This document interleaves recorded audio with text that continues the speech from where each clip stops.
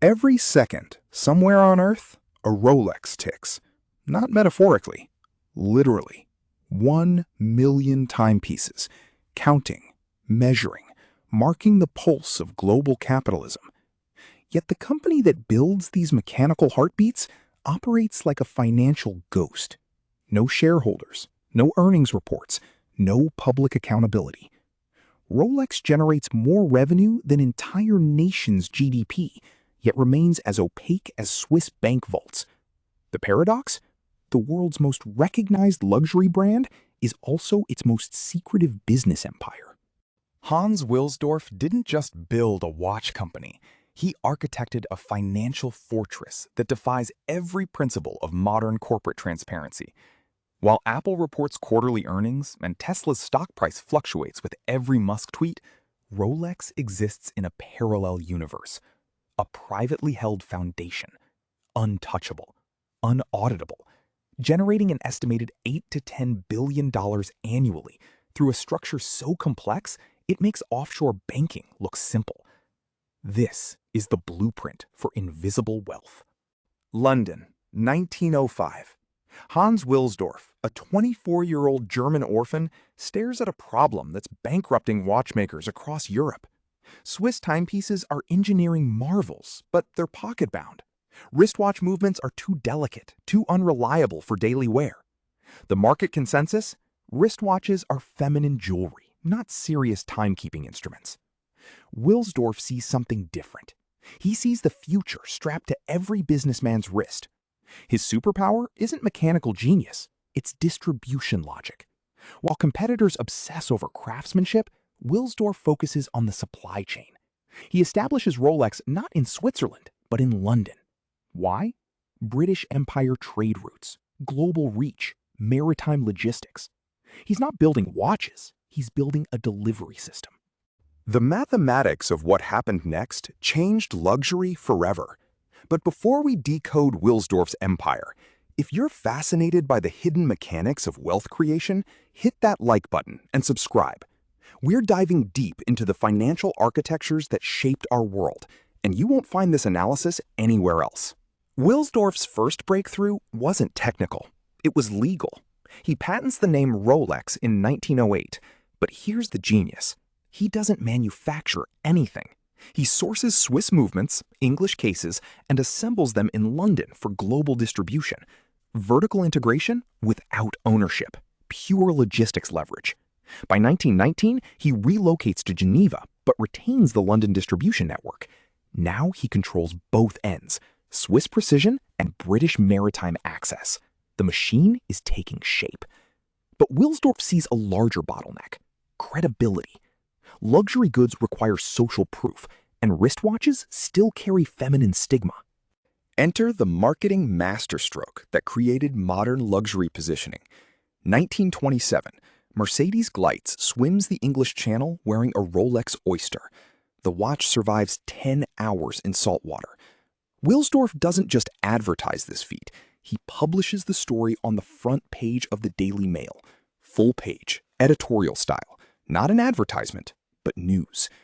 Suddenly, Rolex isn't selling timepieces, it's selling survival narratives. Everest expeditions, deep-sea exploration, racing circuits. Each story reinforces the same message. When failure means death, professionals choose Rolex. This isn't marketing, it's mythology manufacturing. And mythology commands premium pricing without price sensitivity. But here's where the story darkens into something more calculated. Success breeds scrutiny, and scrutiny threatens the machine Wilsdorf built. The 1940s bring wartime profits and post-war boom, but also tax authorities and regulatory oversight. Wilsdorf realizes that corporate transparency is the enemy of sustained wealth accumulation. His solution? Legal disappearance. In 1944, he establishes the Hans Wilsdorf Foundation, transferring all Rolex shares into a Swiss charitable trust. Suddenly, one of the world's most profitable companies becomes a non-profit. The profits don't disappear, they're simply shielded from public view and corporate taxation. The foundation structure creates a financial paradox that persists today. Rolex generates billions in revenue, but reports no profits because everything is reinvested into the foundation. Marketing expenses, R&D, manufacturing expansion, real estate acquisition, all foundation activities. The result? A company that grows exponentially while remaining financially invisible. Modern estimates suggest Rolex produces nearly 1 million watches annually, with average retail prices exceeding $8,000. That's $8 billion in gross revenue, yet no public financial statements exist. The Wilsdorf Foundation claims charitable purposes, but its primary activity is funding Rolex operations and maintaining family wealth. Why don't business schools teach the Rolex model? Because it represents everything modern capitalism claims to have evolved beyond. Transparency, accountability, shareholder democracy. Rolex proves these principles are optional for companies with sufficient market power and legal sophistication. The foundation structure isn't unique to Rolex. It's the preferred model for European family wealth preservation. But Rolex perfected the scale. They transformed a mid-sized Swiss manufacturer into a global luxury empire while maintaining pre-war privacy structures. Today, the Rolex blueprint lives inside every luxury conglomerate's corporate architecture. LVMH, Richemont, Kering all utilize foundation structures, family trusts, and charitable vehicles to minimize transparency requirements. The difference? They operate as public companies with foundation components. Rolex operates as a foundation with commercial components. This inverted structure provides unparalleled flexibility for capital allocation, tax optimization, and strategic decision-making without quarterly earnings pressure or activist shareholders. Wealth at this level doesn't announce itself. It simply compounds, quietly and perpetually, behind legal structures designed for invisibility. Rolex didn't just master watchmaking. They mastered wealth architecture. The most successful businesses aren't always the most visible ones. Sometimes the greatest power lies in remaining perfectly, professionally, invisibly profitable. Did this breakdown of luxury empire building fascinate you? Drop a crown emoji in the comments to show you made it to the end.